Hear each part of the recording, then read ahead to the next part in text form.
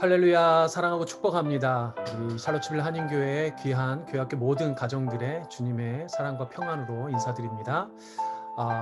가정 예배를 드립시다. 우리 5월 한 달 캠페인을 하고 있습니다. 그리고 이제 오늘 마지막 시간인데요.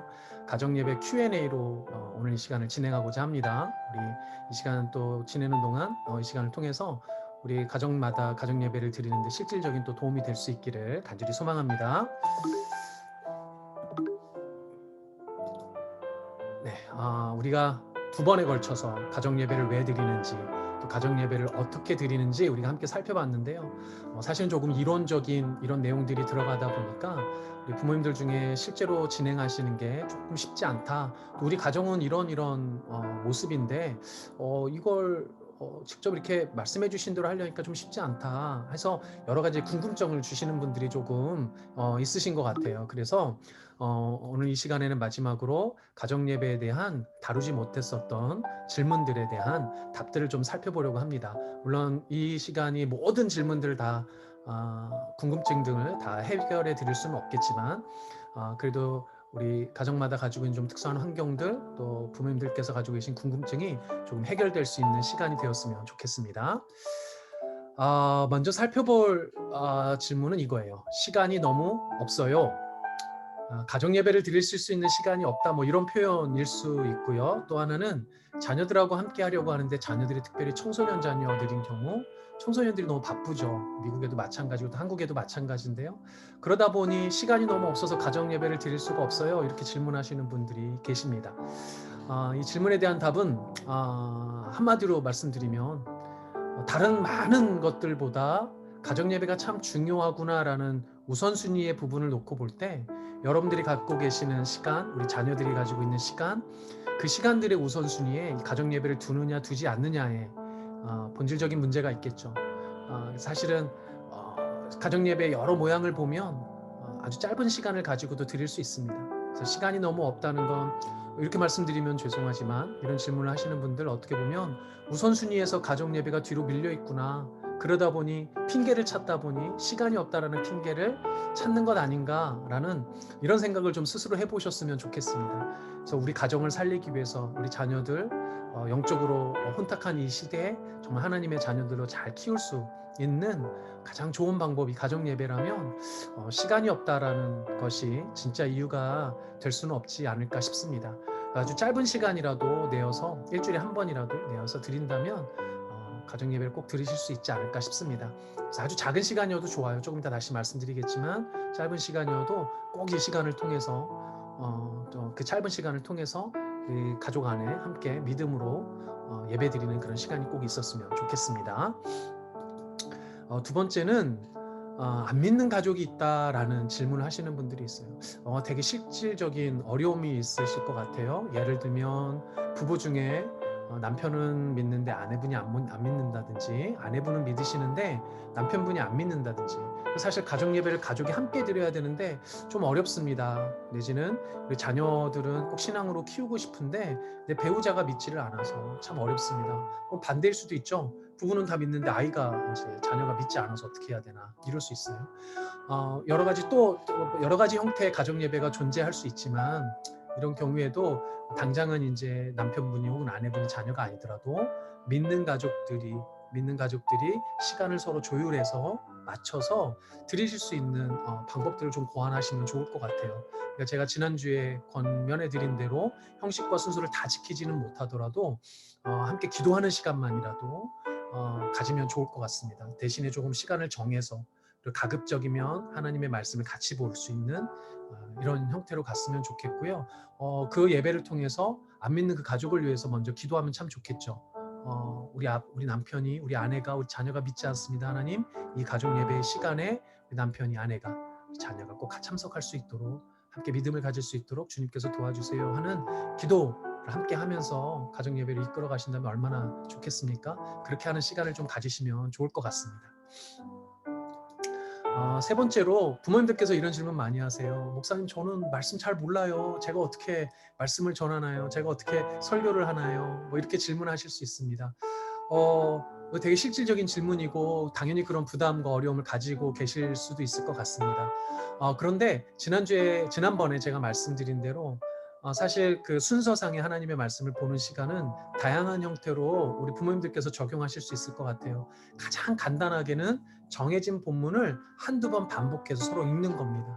여기서부터 시작하셔도 좋아요. 굳이 목사님들이 설교하는 것처럼 막 이렇게 설명을 해주신다든지 이렇게 하지 않아도 좋습니다. 처음에는 그냥 단순하게 말씀을 읽는 것으로 시작하면 좋을 것 같아요. 그 다음에 조금 더 나아가면 이제 말씀드린 대로 단순한 질문부터 하는 거죠. 이건 어떻게 생각하니, 저건 어떻게 생각하니, 이런 질문부터 할 수 있겠죠. 그래서 조금씩 나아지면 됩니다. 처음에는 말씀 읽는 것부터, 정해진 본문을 읽는 것부터 시작하셔도 좋아요. 그리고 조금 마지막 부분에 얘기하겠지만 이런 가정 예배를 드리실 수 있는 컨텐츠들이 있습니다. 그런 것들을 좀 활용하시면 이 부분에도 좀 도움이 되실 것 같습니다. 그러니까 너무 두려워하지 마시고 일단 시작하세요. 네 번째는 다른 방법은 없나요? 라는 질문들이 있을 수 있는데요. 두 가지 의미로 이 질문을 받을 수 있을 것 같습니다. 하나는 가정 예배 말고 다른 방법은 없나요? 라는 의미로 이해할 수 있을 것 같고요. 또 다른 의미로는 목사님이 지난번에 이제 제시해 주신 방법들 말고 또 다른 방법, 또 다른 형태의 가정 예배는 없나요? 라는 두 가지 질문으로 받을 수 있을 텐데요. 첫 번째 질문에 대해서는 파트 1 부분, 가정 예배를 왜 드리나요? 이 부분을 좀 다시 보시면 좋을 것 같아요. 가정 예배를 드림으로써 가정 예배만 가지고 있는 특별한 의미와 또 어떤 유익들이 있습니다. 그러니까 꼭 드려야 된다라고 말씀드리고 싶고요. 두 번째 부분에 대해서는 저희 지금 샬롯11 한인교회 교회학교에 제가 이제 몇 주 전부터 드리고 있는 가정 예배 콘텐츠가 있죠. 꼭 그 순서를 따르지 않아도 다양한 방법들이 존재할 수 있습니다. 그래서 원리를 좀 말씀드렸는데 기본적으로 기도와 찬양과 말씀이 들어가 있는 형태라면 다 좋습니다. 그리고 아주 또 어떤 특별한 상황에는 어느 것 하나가 비더라도 예배 형태로 부족함이 없다고 생각합니다. 가장 중요한 건 그 시간을 통해서 가족이 함께 하나님을 기억하고 하나님을 바라보고 하나님이 하시는 말씀에 집중하는 시간을 갖는 거죠. 그것을 위해서 기도하고 그것을 위해서 찬양하고 그것을 위해서 말씀을 보는 거니까요. 예를 들면 이런 것도 좋은 방법이 될 수 있습니다. 예를 들어 식사를 같이 하기 좀 어렵다, 식사 시간을 맞추기 어렵다 그러면 자기 전에 저녁에 어떤 일정한 시간 맞추어서 우리 아이들 침대맡에서 기도해 주시는 시간만으로도 어떨 때는 가능한 것 같습니다. 또 아침 시간이 또 그런 시간이 될 수도 있겠죠. 그리고 주중에는 좀 어렵다 그러면 주말에 주일에 교회에서 예배드리고 같이 이제 시간을 잠깐 갖는 겁니다. 가정에서든 가져서 함께 서로 이야기 나누고 기도하며 말씀 보는 시간을 따로 가지면 좋겠죠. 이런 식으로 꼭 정해진 어떤 틀과 방식을 다 지키지 못하더라도 가정의 환경에 맞게 하신다면 얼마든지 본질적인 의미, 하나님과 서로 교제하고 하나님을 기억하는 시간이 된다면 충분할 것 같습니다. 다섯 번째 질문 이런 거예요. 우리 교회 학교 부모님들은 다 자녀들이 현재 있으시겠지만 때때로 이런 질문을 할 수 있어요. 자녀들이 모두 독립했어요. 이제 저와 아내밖에 남지 않았어요. 저와 남편밖에 남지 않았어요. 근데 그런데도 가정 예배를 드려야 되나요? 라고 질문할 수 있습니다. 대답은 물론 yes입니다. 하나님께서 만들어주신 가정의 가장 기본적인 기초의 형태는 부부 관계예요. 부부가 하는 가정을 이루는 것이 시작입니다. 그러니까 가정 예배의 출발은 부부 관계에서 시작하는 거죠. 가정에 일어나는 모든 좋은 부분들 혹은 때로는 좀 나쁜 부분들 사실은 그 시작에는 부부 관계에서 이제 시작된다는 것을 오랜 경험으로 또 말씀으로 보고 있습니다. 사실은 가정 예배의 출발도 부부 관계에서 시작해야 돼요. 특별히 결혼을 하고서 자녀들을 낳고 키우는 과정에서 때로는 제일 소홀하기 쉬운 부분이 부부관계입니다. 그러다 보니 자녀들을 독립시켜 놓고 나서 부부관계가 이상하게 되는 경우가 있어요. 미국은 잘 모르겠지만 한국 같은 경우 그래서 황혼 이혼도 늘고 있죠. 갑자기 둘이 남게 되니까 둘이 어찌할 바를 모르는 겁니다. 남편이 어색하고 아내가 낯선 거죠. 사실 부부관계를 위해서 가정예배는 정말 필요합니다. 부부가 서로 손잡고 서로 말씀 보고 기도하는 시간을 꼭 가졌으면 좋겠어요. 동일한 형태가 아니더라도 말씀드린 대로 부부가 함께 드리는 예배로 가정 예배를 꼭 하신다면 그 가정이 그 부부 관계가 너무 행복할 것 같습니다. 꼭 그렇게 만들어 가셨으면 좋겠습니다. 여섯 번째 질문입니다. 이 질문도 종종 좀 아주 본질적인 질문인데요. 가정 예배가 교회 예배를 대체할 수 있나요? 제가 가정 예배를 왜 드리나요? 라는 부분에서 가정교회라는 것이 초대교회의 형태였습니다. 가정예배라는 건 교회 예배의 원형이 될 수도 있습니다라는 말씀을 드렸는데요. 그래서 이런 그 질문을 하는 것 같아요. 가정예배가 교회 예배를 대체할 수 있나? 결론부터 말씀드리면 없습니다. 교회의 공동체, 지금 이 시기에 교회의 공동체와 가정의 공동체는 서로 다른 캐릭터를 가지고 있습니다. 하나님께서 세우신 목회자와 또 이끌어가는 어르신들, 또 그 교회라는 공동체 안에 있는 다양한 많은 역동적인 일들은 가정이 다 대체할 수 없는 부분들이 분명히 있습니다. 물론 특수한 상황이 있죠. 특수한 가정, 여전히도 초대교회와 같은 특수한 상황, 그러니까 가정이 교회가 될 수밖에 없는 특수한 상황이 있습니다. 어떤 선교지의 환경이라든가 이런 경우는요. 그러나 일반적인 경우는 그렇지 않습니다. 우리가 공교회로 세워주신 교회라는 공동체는 가정의 공동체와 분명히 구별됩니다. 그래서 가정의 예배가 교회 예배를 완벽하게 대체할 수는 없어요. 지금 코비드 상황도 조금 특수한 환경이긴 한데 그렇더라도 가정의 예배가 공교회의 예배를 대체할 수는 없습니다. 특별히 이 시대에 우리가 좀 주의해야 되는 것 중에 하나는 가정 자체가 우상이 되고 있다는 거예요.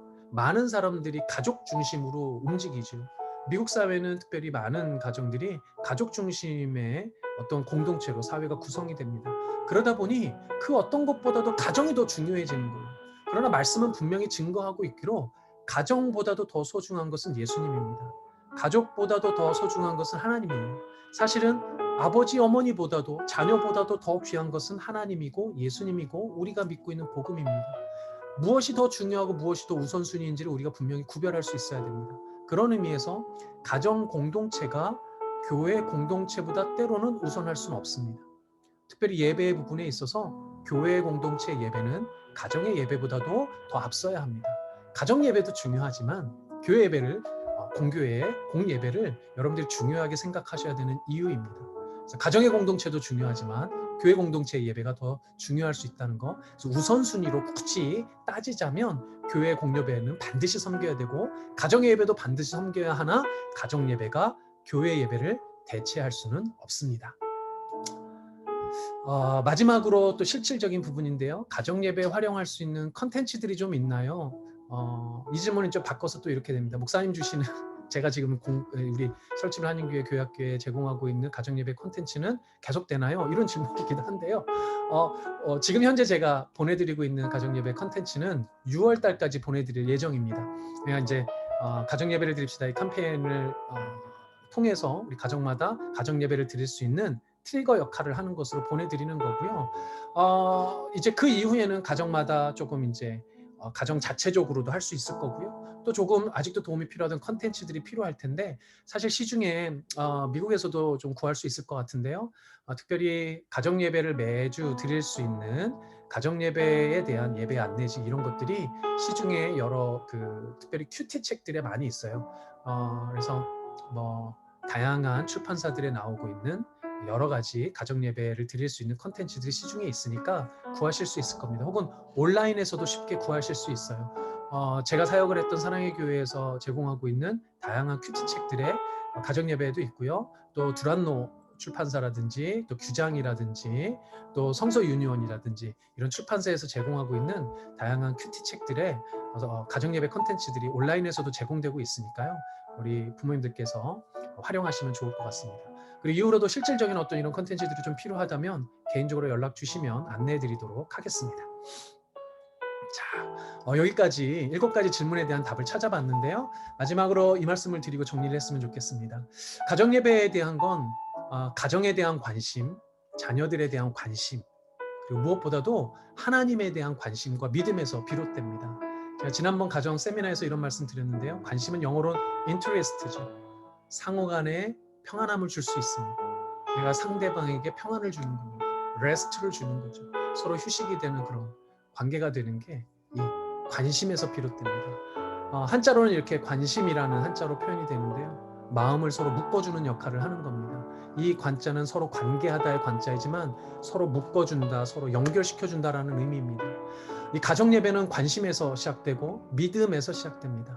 하나님을 믿는 믿음, 하나님에 대한 관심, 내 가정에 대한, 내 자녀에 대한, 내 아내에 대한, 남편에 대한 관심에서 비롯되는 거죠. 그리고 이것이 모두가 다 하나님에 대한 관심에서부터 비롯되고 하나님에 대한 믿음에서부터 비롯된다는 걸 기억하셨으면 좋겠습니다.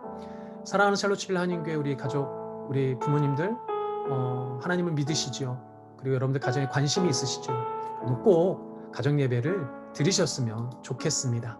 하나님께서 지금 여러분의 가정과 함께 하십니다. 그럼 이것으로 샬롯11 한인교회 교회학교 가정 예배를 드립시다 캠페인을 마무리하도록 하겠습니다. 개인적으로 궁금하신 것 얼마든지 물어보고요. 또 우리 함께 기도하면서 여러분들의 가정이 세워지기를 간절히 소망합니다. 지금까지 샬롯11 한인교회 교회학교 임준선 목사였습니다. 정말 감사합니다. 사랑합니다. 축복합니다.